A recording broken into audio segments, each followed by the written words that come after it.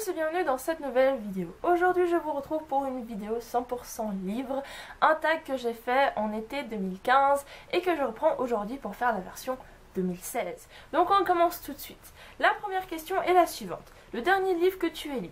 Eh bien tout simplement il s'agit de Les Chiens de Alan Stratton, un livre que j'ai beaucoup aimé mais je vous en parlerai plus amplement dans une vidéo chronique, mais en tout cas peut-être que vous avez déjà vu la chronique, enfin plutôt entendu la chronique, vu que je l'ai faite pour LFM, la radio pour laquelle je travaille. Donc si vous l'avez déjà entendu, tant mieux, mais sinon elle est à venir très bientôt sur la chaîne. La deuxième question est le livre que j'ai le plus envie de lire en ce moment, et pour ça je vous renvoie à la vidéo que j'ai fait la semaine passée, puisque je vous parle des livres que j'ai le plus envie de lire ces derniers temps, et ça va répondre amplement à la deuxième question.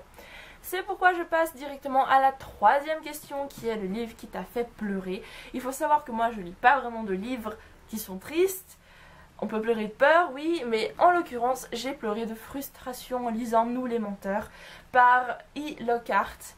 Parce que, oh là là, si vous l'avez lu, vous comprendrez, mais la fin est juste bouleversante. Pas forcément parce que c'est triste, un petit peu oui, mais c'est pas que pour ça. Mais la frustration, je crois que je n'ai jamais autant ressenti qu'en lisant ce livre. Incroyable. Donc je passe à la quatrième question, qui est un livre qui m'a fait rire. Et ça c'est un livre que j'ai lu il y a très longtemps. Il s'agit de No Man's Land par Loïc Le Pallec, un livre qui va parler de robots, de petits robots qui, après la disparition des humains pour on ne sait quelle raison, vont commencer à ressentir des sentiments. Et c'est juste tellement en même temps touchant et drôle de voir des robots qui découvrent ce que c'est d'avoir des sentiments, ce qu'est la vie, avoir une âme. Et franchement, ce livre est émouvant et très drôle à la fois. Je passe maintenant à la cinquième question, qui est un livre à suspense, un thriller. Et pour ça, je vous montre Carnaval, un livre de Ray Célestin que j'ai beaucoup aimé parce que c'est un thriller suspense. C'est pas vraiment le genre que j'ai d'habitude, mais là j'avais tellement aimé parce que déjà ça se passe en Nouvelle-Orléans. Alors là déjà j'adore cet endroit et on a bien ressenti cette ambiance. Mais pourquoi c'est un suspense thriller? Parce qu'on va suivre un tueur, un vrai tueur qui a existé, qui était le tueur à la hache.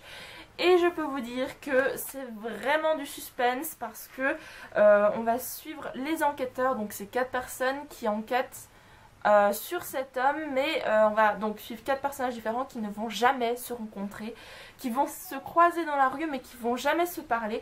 J'ai beaucoup aimé, enfin j'aime beaucoup cette narration. On a différents personnages et différents points de vue, donc on a 4 fois plus de suspense et j'adore la Nouvelle-Orléans en passant. Et je passe maintenant à la sixième question, qui est un livre, enfin une biographie. Donc pour ça je vous montre. Alors c'est Une si jolie petite fille par Gita Sereni, qui est un livre que j'ai reçu d'une amie qui me l'a offert. Alors c'est une biographie mais c'est vraiment pas drôle. Donc en fait ce livre parle d'une femme, enfin c'est une journaliste et la femme en question qui ont écrit ce livre.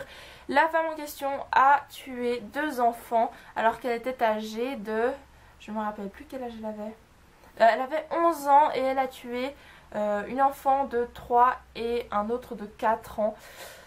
Donc voilà, c'est pas très drôle, mais j'ai trouvé hyper intéressant que la journaliste et la personne elle-même fassent une biographie. Ça ressemble vachement à un récit aussi, donc c'est une mi-biographie, mi-récit, mais c'est un livre très touchant et que je vous conseille si ça vous intéresse, même si je peux comprendre que comme c'est pas très drôle, ça peut ne pas vous plaire.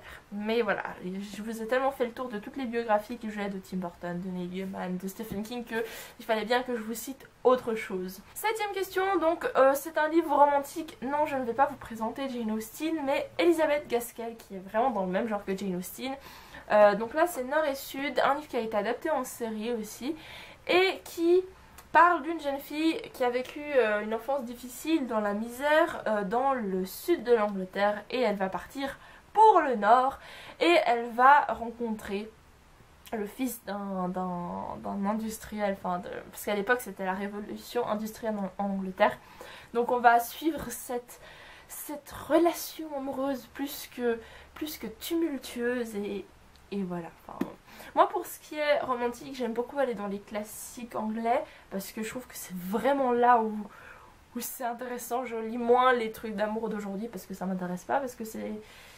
Voilà, c'est un peu... Ça n'a pas autant de charme qu'avant en fait, je sais pas, c'est parce que c'est pas des gentlemen, c'est pour ça je crois. Donc voilà, Nord et Sud. Donc je passe maintenant à la 8e question qui est un beau livre, et alors là je ne pouvais pas vous citer autre chose que l'édition limitée des Larmes Rouges par Georgia Caldera qui est juste magnifique. Donc voilà, donc là c'est le premier volume parce que dedans il y a que le tome 1, donc comme il y a à peu près 3 tomes, bah il y en aura 3. Je sais juste pas quand ils vont sortir, donc dedans on a des illustrations, les pages sont juste magnifiques et voilà, enfin juste waouh. Bon, des empreintes de doigts mais c'est pas ma faute. Donc voilà, je passe maintenant à la 9e question. On est à la 9e question? Oui. Et là c'est ma question préférée, un livre qui fait peur. Et je vous présente Le Démon des Morts par Graham Masterton. J'ai vraiment de la peine avec son nom de famille. Donc je vous ai fait une chronique dessus, donc je vous la mettrai dans la barre d'infos si ça vous intéresse, ou par ici. De toute façon tous les livres que j'ai lus, enfin je vous mets les chroniques en bas, même si j'ai lu certains livres avant de commencer la chaîne, donc il n'y aura pas de chronique, je suis désolée. Mais voilà, celui-là vous pouvez le retrouver facilement, un livre qui fait vraiment peur. J'ai découvert Graham Masterton avec celui-là, et à ce qui paraît il est doué dans ce genre là, donc à voir. Je pense que je vais lire d'autres livres de lui. Donc là ça se passe à Salem, c'est un homme qui a perdu sa femme et qui commence à avoir son fantôme. Et je ne vous en dis pas plus parce que vous avez qu'à aller voir la chronique. Donc pour aller à la prochaine question qui est la 10e question, un livre qui n'en vaut pas la peine, et là je ne dirai rien parce que j'ai pas tout lu les livres du monde et je ne peux pas juger de cela parce que les goûts et les couleurs c'est différent pour tout le monde. C'est pourquoi je passe à la question numéro 11 qui est un livre à lire pendant les jours fériés. Et là j'ai deux petits livres, oui mais c'est en fait dans la même série, qui est les livres de Maxence Fermine, qui sont ceux-là. Donc là ça c'est le tome 1, oui c'est le tome 1 et le tome 2 qui sont des livres tout fins mais qui sont hyper beaux parce qu'il y a des illustrations dedans et vous pouvez voir, bon c'est un peu de la jeunesse hein, certes, mais l'écriture est très très grande, c'est des livres très touchants qui ont une espèce de douceur, tendresse incroyable. Moi j'avais adoré et ça aborde des thèmes plutôt sensible mais en douceur, donc moi j'adore ça. C'est vrai que pour un jour férié, si vous voulez lire quelque chose de plus léger que ça, c'est pas l'idéal, mais moi franchement je les ai, enfin celui-là je l'ai lu en une journée, donc voilà, c'est un jour férié, c'est une journée quoi. Donc question numéro 11, je me retrouve, c'est non 12 pardon, une bande dessinée. Donc là je l'ai reçu il y a un petit moment déjà, mais je le feuillete toujours de temps en temps. Il s'agit de la bande dessinée La Petite Mort. Donc là c'est le tome 1 et c'est tellement drôle, j'aime trop cette petite faucheuse toute mignonne. Attendez, je vais vous trouver un truc où il y a des couleurs, par exemple ici. Donc là c'est en couleur, il y a aussi des... bah c'est toujours en couleur, mais voilà. Et puis moi j'adore cette petite bande dessinée, elle est vraiment trop mignonne, une petite faucheuse. Bref, donc question numéro 13 qui est un livre que tout le monde doit avoir lu. Et il s'agit, voilà c'est un grand classique bien sûr, du Petit Prince, enfin Le Petit Prince par Antoine de Saint-Exupéry. Je voulais vous citer Autre Monde mais je me suis dit bon, je crois qu'ils ont compris qu'Autre Monde il fallait lire, donc je vais passer par un vraiment bon classique qui est Le Petit Prince. Et ça je pense que tout le monde devrait l'avoir lu, mais en général tout le monde l'a lu parce que, enfin en tout cas moi je me souviens l'avoir lu à l'école. Donc voilà, pour moi c'est un livre à lire absolument parce qu'il est juste magnifique. Ensuite, question numéro, je ne me retrouve jamais, numéro 14, le livre qu'on a lu le plus de fois. Alors comme j'ai pas vraiment l'habitude de relire les livres, je dirais qu'il n'y en a pas. Mais si je devais relire un livre, je pense que je relirais toute la saga Autre Monde. Voilà, comme ça j'ai pu le citer et je suis contente. Et le dernier livre, c'est un livre que j'ai reçu pour mon anniversaire, donc je ne vous l'ai pas encore montré parce que je l'ai oublié, mais il pèse une tonne. Et c'est Le Père-Lachaise, c'est le cimetière très connu qui est à Paris. Et je suis allée le visiter dans mon vlog, vous l'avez sûrement vu. Et voilà, ce livre, je vais vous montrer juste l'intérieur. Ah, regardez, là, c'est vraiment trop beau. Donc, même si je prépare quand même la première couverture, je ne vais pas l'abîmer. Voilà.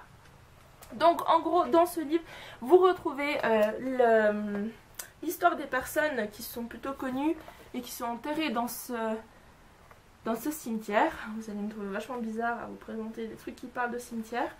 Mais donc ça retrace leur vie, ça montre des photos magnifiques de leur tombe. Moi je suis juste trop fan. Quand j'y suis allée, j'étais époustouflée de voir à quel point ces cimetières étaient magnifiques. Il y a une ambiance mais juste tellement étrange, mais je sais pas, c'est une sensation de dingue. Franchement, si vous n'avez pas encore visité ce cimetière et que vous habitez dans la région, mais foncez quoi. Et encore un autre livre documentaire que je suis en train de lire et que j'aime beaucoup. Vous allez comprendre pourquoi. Parce que c'est Les Coréens de Pascal Diaz-Bourgeon. Puisque je vais partir donc 3 semaines là-bas, et ben je lis ce livre et il est vachement bien fait. Ben, on apprend plein de trucs intéressants. Et je sais pas pourquoi je vous montre, mais si vous allez là-bas, je vous le conseille parce que vous allez en apprendre beaucoup. Ça va droit à l'essentiel. Donc pas besoin de faire des virages historiques incroyables parce que c'est très bien résumé dans ce livre. Donc voilà, c'est tout pour cette vidéo, j'espère que ça vous a plu. Si vous voulez reprendre ce tag, n'hésitez pas. Hein. Je ne l'ai pas inventé, je l'avais repris sur une chaîne brésilienne. Donc en français, je ne l'ai pas vraiment vu en fait. Je crois que les gens que j'avais tagués la première fois n'ont pas voulu faire ce tag. Enfin, bref. Vous qui regardez cette vidéo, si vous voulez le faire sur un blog, sur YouTube, n'hésitez pas. Mais mettez-moi le lien en commentaire pour que je puisse aller voir parce que ça m'intéresse de voir ce que lisent les autres. Et donc je crois que j'ai fait le tour. Donc n'hésitez pas à vous abonner à la chaîne, me suivre sur Instagram. C'est dingue comme je parle vite. Me suivre sur Instagram, sur Twitter, sur Tumblr. Oui, Tumblr. Et je vous dis à très bientôt dans une nouvelle vidéo. Bye!